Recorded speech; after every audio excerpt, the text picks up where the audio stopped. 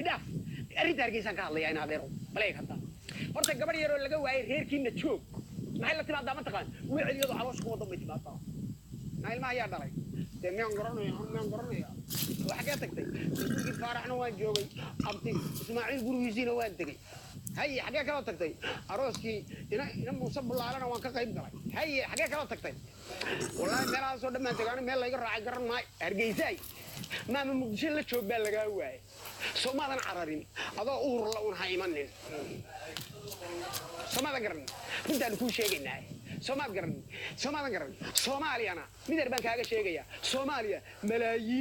malaayiin qoys noqday weeye soomaali waa mid qureeta iyo midho geed keligiiya wax kastoo aad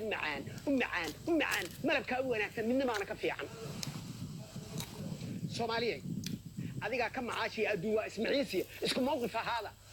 soomaaliya annagu waxaan aaminsannahay qoys tarma inay tahay oo malaayiin noqday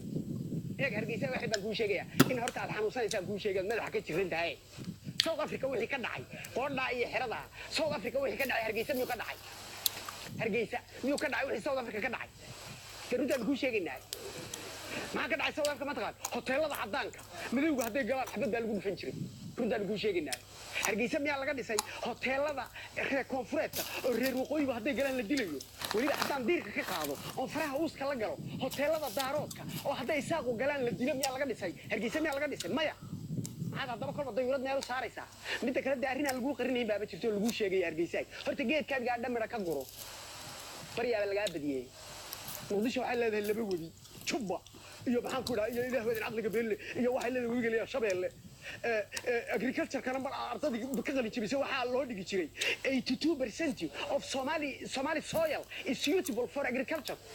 waa 82% 18% yaan ku habboonayn beerasho 18% yana adigaa iskale oo waa dhulkaaga Somaliland buuraha iyo dhagaxa qallalan Soomaaliya hargeysa cagaha dhig midda kale de mid baa lagu sheegayaa waa aan dhaweyn hadalka dhaca la dhageystayo